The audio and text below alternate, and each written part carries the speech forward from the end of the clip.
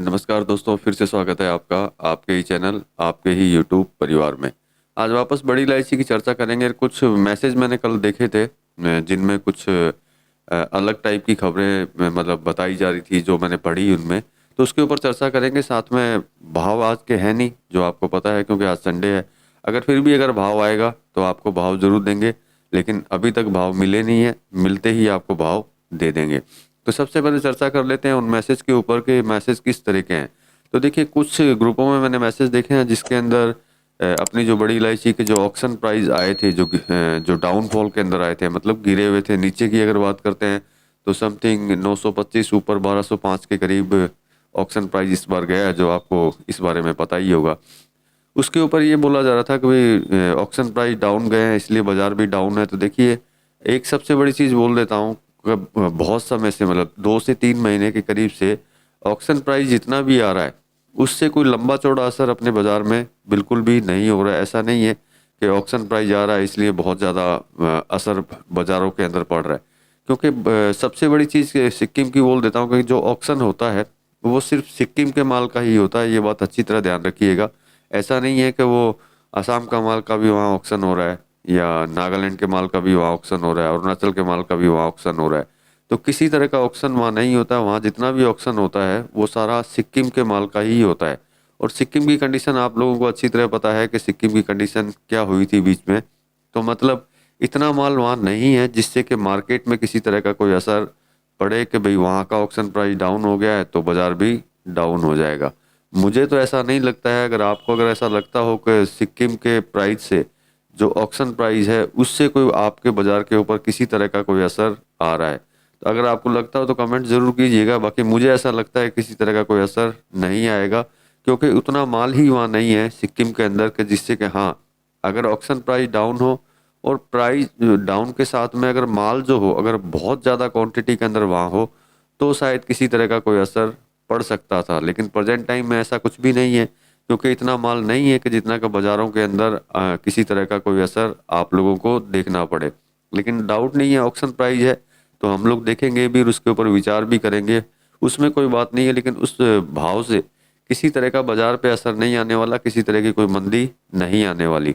तो देखिए, अभी जो तेजी चल ही रही है, जो आप लोग देख ही रहे हैं, और हम तो आशा यही करते हैं कि आगे भी तेजी आप लोगों को देखने को मिलती रहे। तो इसमें घबराने की बात नहीं है। अगर इस तरह के मैसेज आपके पास पहुंचते हैं तो इससे घबराइएगा मत, क्योंकि बाजार में किसी भी तरह की ऑक्शन प्राइस से कोई असर नहीं होने वाला है। क्योंकि बाजार अपने हिसाब से आगे बढ़ना चालू हो चुका है और ये आगे बढ़ता रहेगा। इसमें नीचे जाने का किसी तरह का कोई रास्ता जो है कहीं पे भी दिखाई नहीं दे रहा है प्रेजेंट टाइम तक। क्योंकि फसल के बारे में भी मैं आपको बताता रहता हूँ कि आसाम से आने वाली फसल बहुत कम हो चुकी है।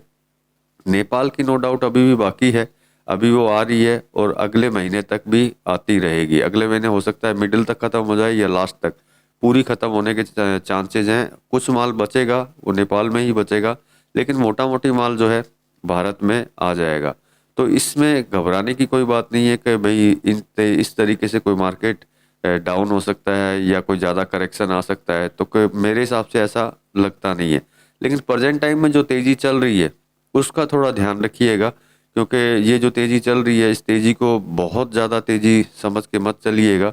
और जो मैंने कल आपको एक वीडियो में बोला था कल आपको, कि अगर आपने माल में जो आपने मतलब महंगा माल जो खरीदा हुआ है, अगर आपको लगता है बेचने से आपको कुछ मिल रहा है तो आप ज़रूर बेच लें, क्योंकि ये तेज़ी है। फिर नेपाल का माल भी अभी बाकी है, तो कहीं कोई दिक्कत आपको ना हो, इसीलिए मैं वीडियो बना करके आपको समझाने की कोशिश करता हूँ कि आप अपना विचार लेकर के। मेरा काम होता है सिर्फ जानकारी आप तक पहुंचाना, बाकी विचार आप ही का होता है कि आपको क्या करना चाहिए और क्या नहीं करना चाहिए। सिर्फ जानकारी आपको देता हूँ, उसके बाद में आप अपना विचार सोच सकते हैं कि किस तरीके से आपको करना चाहिए।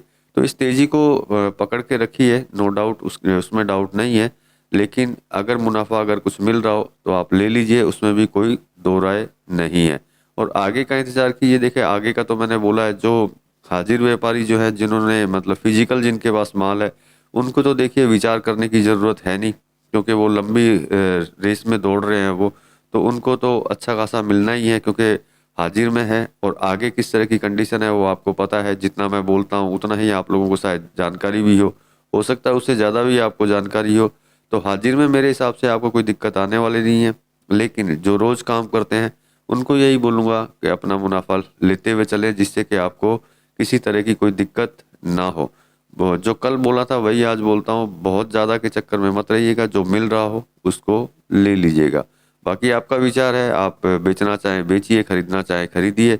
मेरा काम है सिर्फ जानकारी आप तक पहुंचाना, और कुछ कुछ मैसेजेस है जो आपको डर डर बैठता है कि ये कहीं ऐसा ना हो जाए, कहीं वैसा ना हो जाए, उसका आपको बता देना कि ये चीज़ ऐसी हो सकती है या नहीं हो सकती। इतना ही मेरा काम है, बाकी विचार आपका है। तो चलिए, आज मेरे पास भाव नहीं है, लेकिन जब भी भाव आएंगे, जिस भी टाइम आएंगे, मैं आपको भाव भी दे दूंगा कि आज के क्या भाव हैं। गुवाहाटी और सिलीगुड़ी के वैसे बहुत ही कम आते हैं संडे को, लेकिन प्रेजेंट टाइम में जो सिचुएशन है उसका कुछ पता नहीं है, हो सकता है आज भाव आ जाए। चलिए, आएंगे तो भाव देंगे, और मिलेंगे अगले वीडियो में अगली कोई इन्फॉर्मेशन के साथ में। तब तक के लिए धन्यवाद।